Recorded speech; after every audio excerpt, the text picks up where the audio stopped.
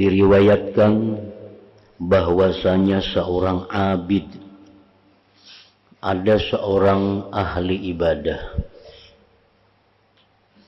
di zaman sebelum zaman Nabi kita. Ia si abid ini beribadah kepada Allah Ta'ala di suatu hutan dalam waktu yang lama.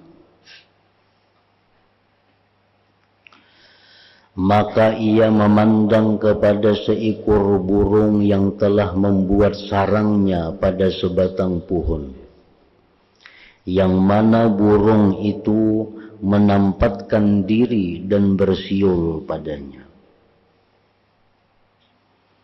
Jadi si abid ini, si ahli ibadat ini beribadah di tengah hutan.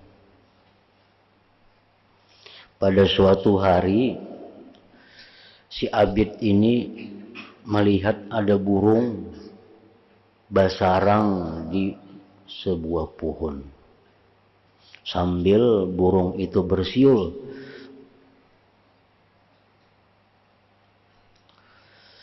abid itu lalu berkata, "Jikalau saya pindahkan masjidku ini pada pohon itu, maka saya bersenang hati dengan bunyi burung itu."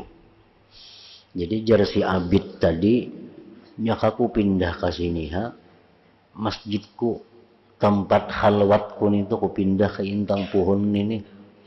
Nyaman juga ada suara burung nang didengar, nyaman juga ada siulan burung nang didengar. Rawi berkata, maka abid itu melakukan yang demikian.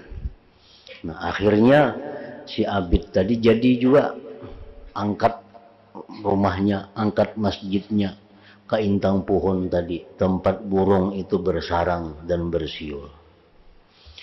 Nah, sehingga si abid ini begitu mendengar siulan burung, mendengar suara burung, nyaman hatinya, tentram hatinya. Maka Allah mewahyukan kepada Nabi pada masa itu, katakan kepada si abid wahai Nabi, ujar Tuhan, sampaikan kepada si abid yang berumah intang pohon tu, bahwa ia telah bersenang-senang hati dengan makhluk. Dia telah bersenang-senang hati dengan siulan burung.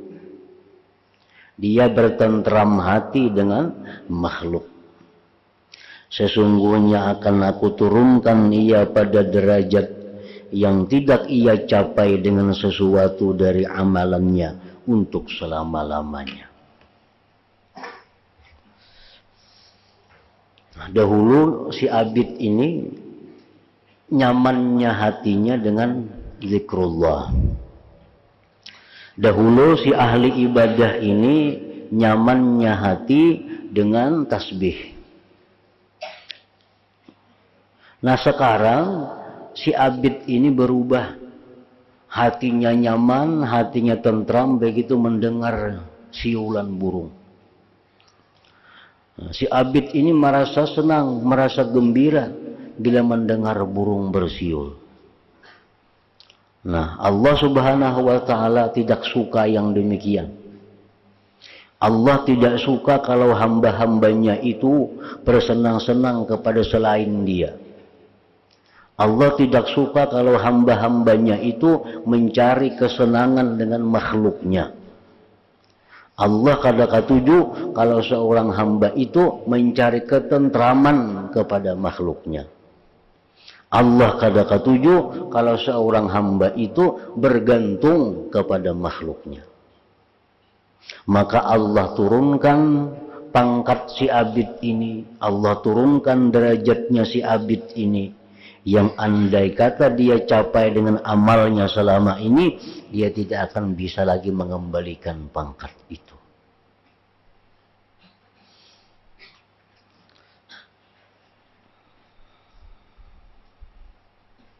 Jadi tanda cinta itu adalah sempurnanya bersenang hati dengan munajat kepada yang dicintai. Kalau orang yang cinta kepada Allah, tentu orang ini senangnya, lezatnya dengan Allah.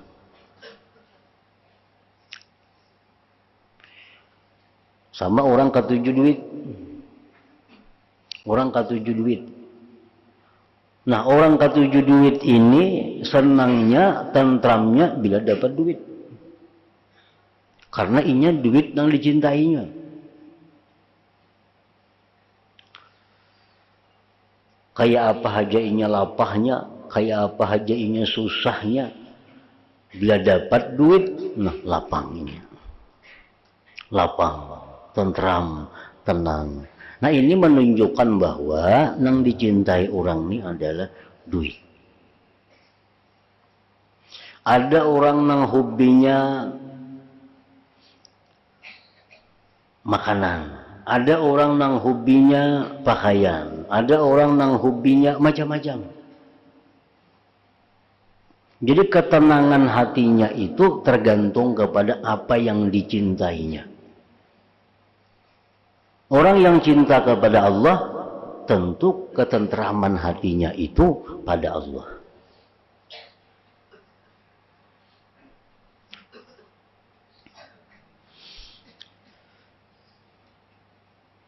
Boleh kita gembira, boleh kita senang, boleh kita tentram dengan makhluk.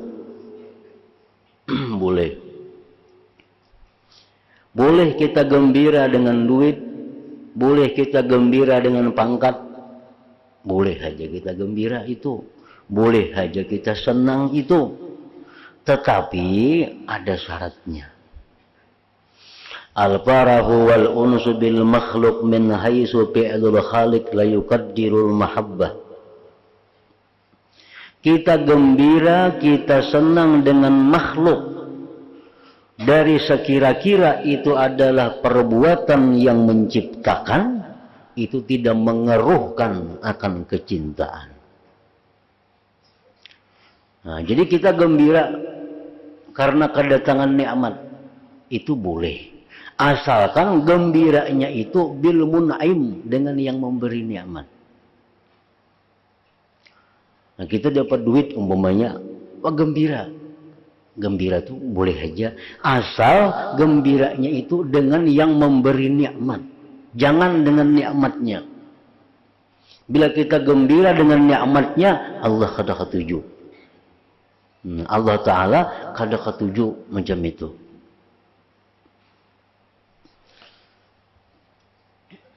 Jadi kita gembira dengan yang mengirimi.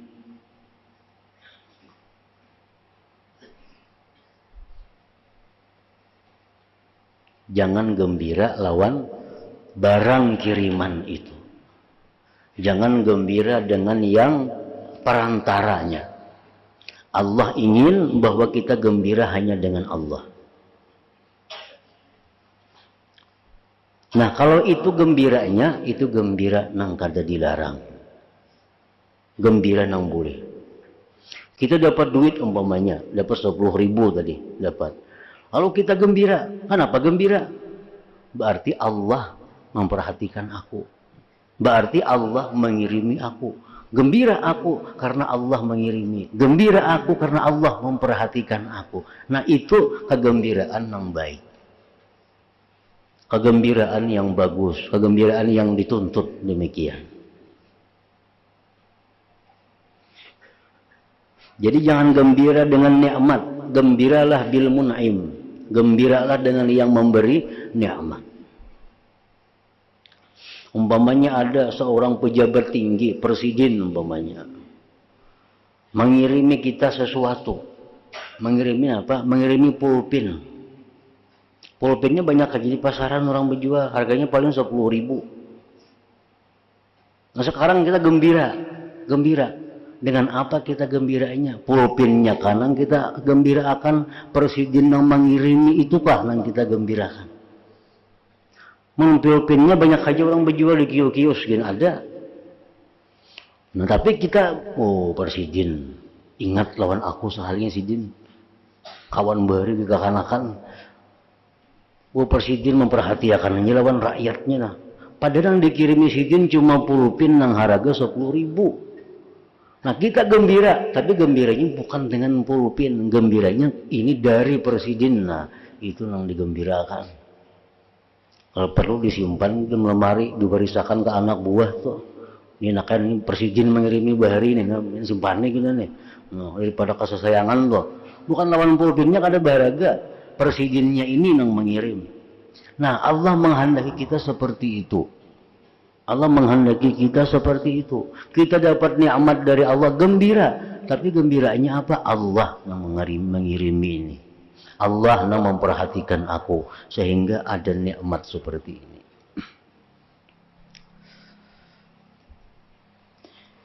Nah itu contoh nikmat. Contoh yang lain-lain, kita gembira, kita senang hati dengan siulan burung. Kita senang hati dengan bunyi-bunyian yang indah. Itu kada dicela.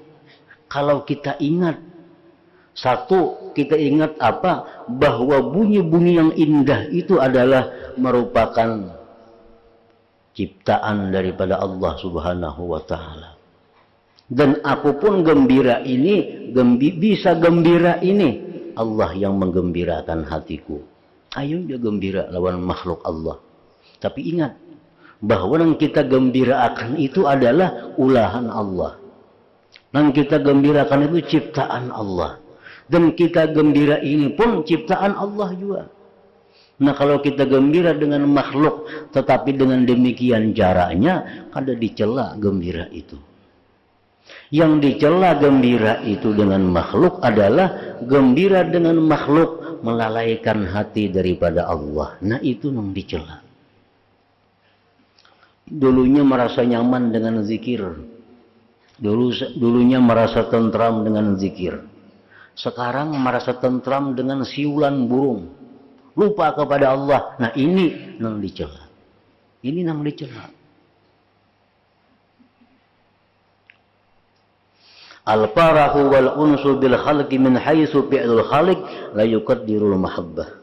Gembira jinak hati dengan makhluk, tapi sekira-kira itu semua perbuatan Khalik itu tidak mengeruhkan kecintaan kita kepada Allah Subhanahu wa Ta'ala. Sama halnya kita dengan manusia umpamanya. Manusia yang kita cintai. Nah kita cinta kepada dirinya. Kita cinta kepada bikinan-bikinannya. Orang yang kita cintai ini mengulahkan wadai. Mengulahkan wadai. Hati kita senang dengan wadai itu. Kenapa? Ulahan yang ku sayangi. Ulahan orang yang ku cintai. Ayo gembira. Ini kadang merusak hubungan dengan yang dicintai. Tapi kalau kita senang dengan wadai itu, lupa lawan yang maulah, nah ini yang dicela. Nah si Abid ini demikian. Abid ini begitu bersenang hati dengan siulan burung. Berubah. Dulu senangnya hati dengan zikrullah. Sekarang senangnya hati dengan bersiul burung. Melupakan Allah. Lalu diturunkan Allah pangkatnya. Diturunkan Allah kedudukannya.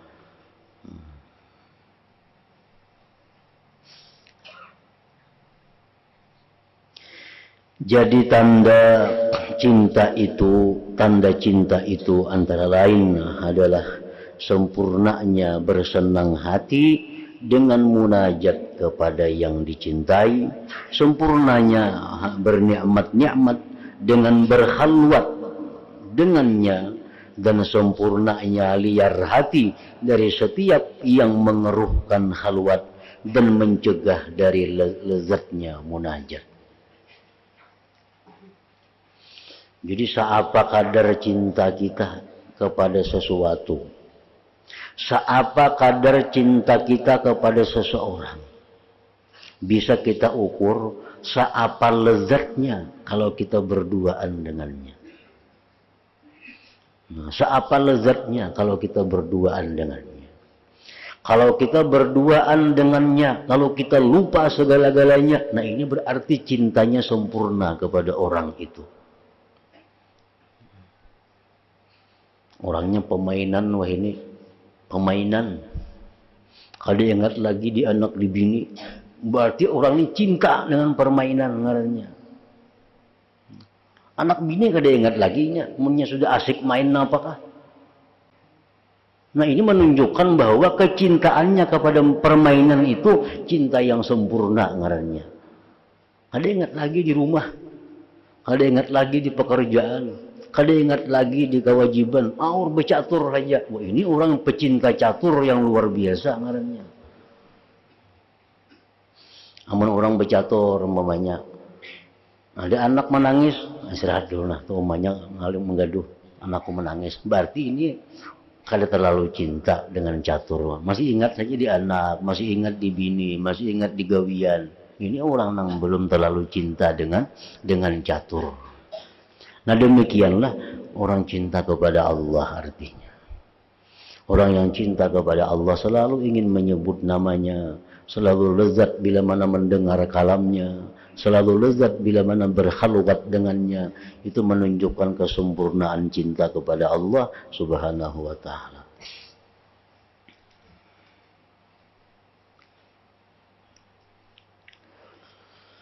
Dan tanda senangnya hati adalah menjadikan akal dan pemahaman keseluruhannya tenggelam dengan lezatnya munajat.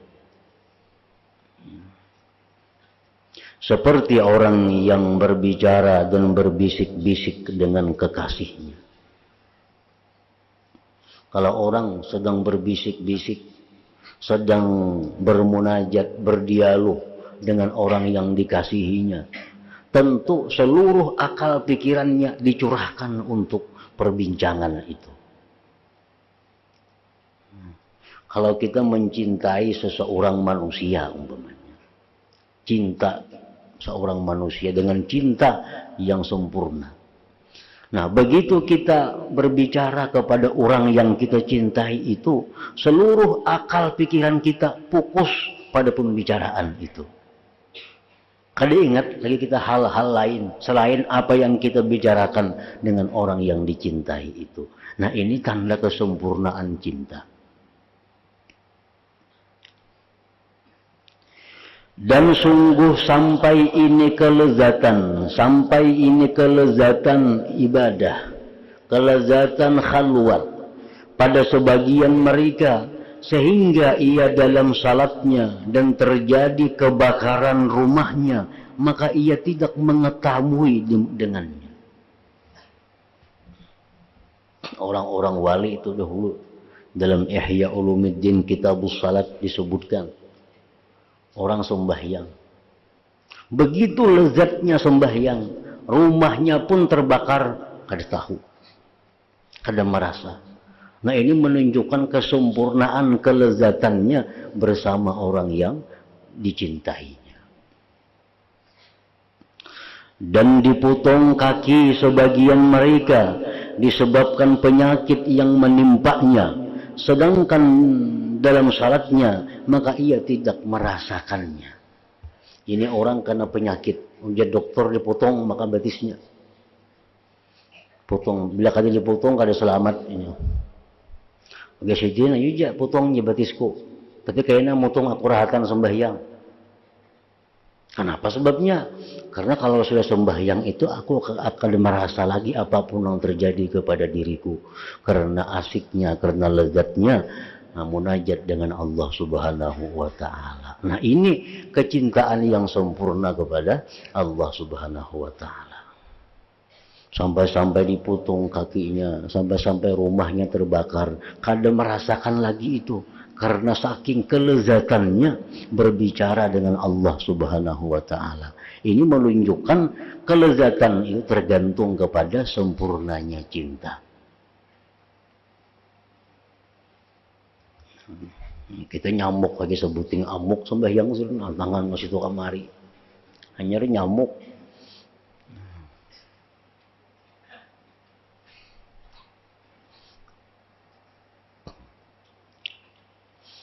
Jadi di dalam diri kita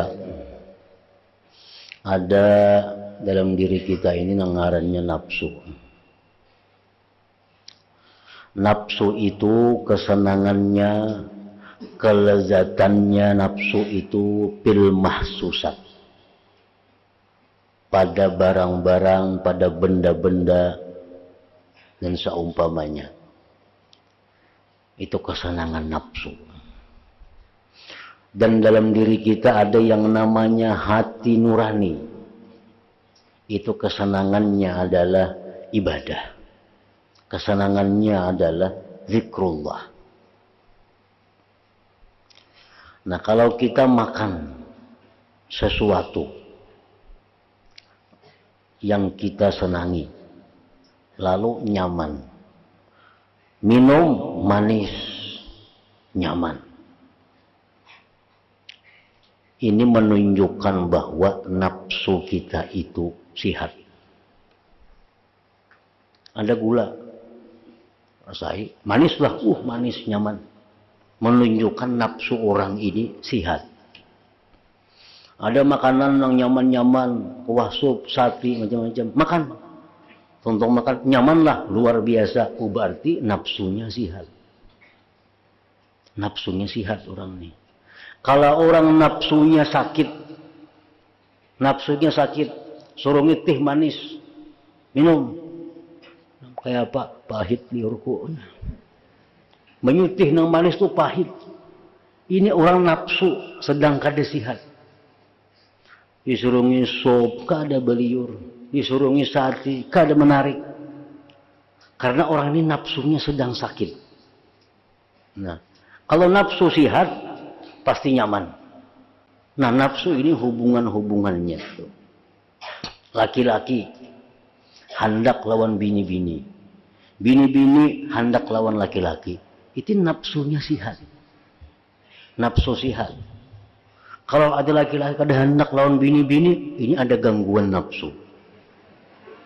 Ada gangguan nafsu.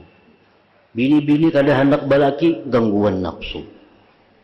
Kalau nafsunya sihat, pasti hendak. Karena itu sudah tabiat bikinan Tuhan tentang nafsu. Nah, sekarang kita kalaunya makan nang nyaman, pahit liur. Minum nang manis, pahit liur. Kalau dibiarkan ini bisa mati. Kan mau makan, kan mau minum. Lalu diobati. Nah, diobati. Kemana mau obati? Ke tabib, ke dokter.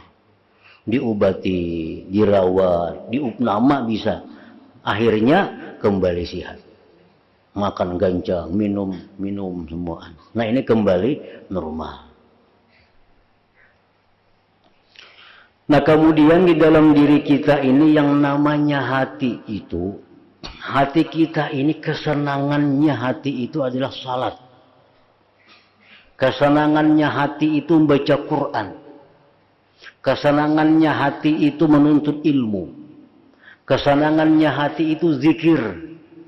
Kesenangannya hati itu salawat. Ini kesenangan hati, kelezatan hati itu di situ. Sekarang kalau kita berzikir, baca zikir berapa? 1000, nyamanlah, panat. Nah, berarti ini hati kita sakit. Kalau hati kita sehat, pasti nyaman. Karena Allah menciptakan tabiat hati nyamannya di situ. Nyamannya di situ. Sembahyang. Nyamanlah sembahyang. Nikmatlah sembahyang itu. Lezatlah sembahyang itu. Kalau hati kita sehat, pasti nyaman, pasti sehat. Karena Allah ciptakan hati, tabiatnya lezatnya ke sana. Nah, lezatnya hati itu ke situ. Baca Quran, hati nyaman, berzikir, hati tentram, baca salawat, hati nyaman. Berarti ini orang yang hatinya sehat. Baca Quran nyaman, berzikir nyaman, makan sate nyaman, minum banyu manis nyaman. Berarti orang ini nafsu dan hatinya sama-sama sehat. Sama-sama sehat. Nah, hati yang sakit ini, hati yang sakit nih, berzikir kada nyaman, baca selawat kada nyaman, nuntut ilmu kada nyaman, ini sakit. Kalau hati ini dibiarkan, mati. Bila mati apa? Ya kada bersembayangan lagi, tamat sembahyang. Kada berzikir lagi nya. Kalau mau berselawat lagi, karena sudah mati. Sama nafsu nang mati diminumi meluaknya. Nafsunya sudah mati. Nenang dikhawatirkan itu hati kita ini mati. Akibat dibiarkan, akibat kada diobati sehingga mati. Nah, gunanya kita menuntut ilmu, gunanya kita ke pengajian, itu terapi hati, menyehatkan hati, supaya puncaknya kaina beribadah itu halawah, beribadah itu manis. Nah, bila mana kita sudah mulai beribadah itu manis, membaca zikir itu nikmat, membaca Quran itu lezat, sudah ada rasa-rasa seperti itu berarti pintu ma'rifat sudah dibuka oleh Allah Subhanahu wa taala. Tinggal masuk ke sana lagi. Sudah dibukakan oleh Allah. Ini bau-bauan surga sudah masuk ke hatinya. Zikirnya nyaman, membaca salawatnya nyaman, beribadahnya nyaman. Tanda ini orang ini pintu ma'rifat sudah dibuka. Walaupun belum ma'rifat, tapi sudah dibuka oleh Allah. Silahkan masuk artinya. Nah, ini contoh orang-orang yang sudah dikuasai hatinya cinta kepada Allah. Rahatan sembahyang kali ingat napa-napa lagi. Begitu lezatnya sembahyang, apapun yang terjadi di sampingnya kadang mengetahui kejadian itu. Ada seorang ulama di dalam manaqib beliau, Imam Ghazali pun menyebutkan dalam Ihya Ulumuddin. Seorang ulama ini banyak berisi anak di rumah. Bila sidin sembahyang, anak ini berterbang di rumah itu ribut. Bila sidin kada sembahyang, kada nang waninya berterbang. Ada nang waninya berterbang. Bila sidin sembahyang, masing-masingnya memukul terbang di rumah. Ditakuni kan apakah itu? Abah hikam tuh. Nah, sidin bila sembahyang tuh kada tahu apa-apa lagi, jangan terbang, rumah runtuh sidin kada tahu, apalagi terbang ini. Tapi mau sidin kada sembahyang, maka sarik sidin mendengar terbang tuh mau ke apa? Nah, ini menunjukkan kelezatannya berhadapan dengan Allah, melupakan bunyi-bunyian yang ada di sekitarnya. Jadi jangan heran kita ada orang nang sembahyang di hadapan televisi, sembahyang di higa radio, ada apa-apa, ada mengganggu. Karena hati ditinggalkan untuk hal-hal seperti itu.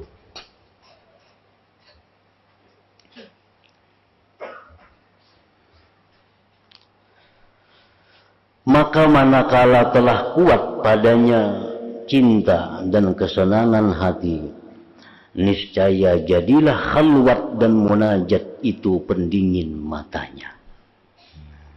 Manakala kuat padanya cinta kepada Allah dan kesenangan hatinya kuat kepada Allah, niscaya jadilah khalwat dan munajat itu pendingin mata.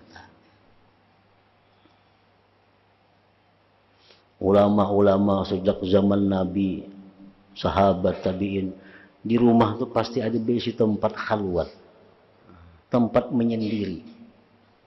Karena di tempat itulah mereka menemukan kenikmatan hidup ini. Tempat khalwat itu. Tempat yang bila kita masuk ke sana, kada dilihat oleh orang rumah. Tempat yang bila kita masuk ke sana, kada didengar apa yang kita baca oleh orang rumah.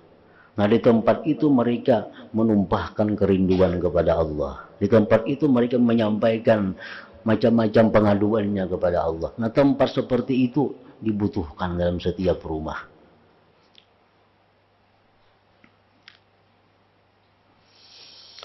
Manakala telah kuat padanya cinta dan kesenangan hati, niscaya jadilah khalwat dan munajat itu pendingin matanya, yang mana ia menolak semua kesusahan dengannya. Susah apapun yang ia hadapi, begitu masuk ruangan khalwat, hatinya tentram, hatinya tenang. Bahkan kesenangan hati dan cinta itu menenggelamkan hatinya, sehingga ia tidak paham akan urusan dunia selama ia tidak berulang-ulang dan berkali-kali untuk mendengarkannya. Seperti orang yang asyik, yang bingung, maka ia berbicara pada manusia dengan lisannya dan kesenangan hatinya dalam batinnya dengan ingat kekasihnya. Orang yang cinta adalah orang yang tentram. Orang yang cinta adalah orang yang tidak tentram hatinya kecuali dengan orang yang dicintainya. Orang yang cinta adalah orang yang tidak tentram hatinya kecuali dengan orang yang dicintainya. Orang ini kehilangan sesuatu yang inya cintai. Dihibur nang kayak apa aja kada mampan kecuali bertemu lawan yang dicintainya. Itu artinya. Itu yang bujur-bujur cinta ngarannya. Qatadah berkata pada firman Allah Ta'ala, alladzina amanu wa tatma'innu qulubuhum bi dzikrillah, ala bi dzikrillahi tatma'innul qulub. Artinya, yaitu orang yang beriman dan hati mereka menjadi tentram dengan mengingat Allah. Ingatlah, hanya dengan mengingat Allah hati menjadi tentram. Qatadah berkata, aku banyak berkata-kata tentang dia dan jinaklah hatiku dengannya. Orang-orang yang beriman itu, hati mereka itu hanya tentram dengan zikir. Dan ketahuilah bahwa zikir itu penentram hati. Alladzina amanu wa tatma'innu qulubuhum bi dzikrillah, ala bi dzikrillah tatma'innu qulub.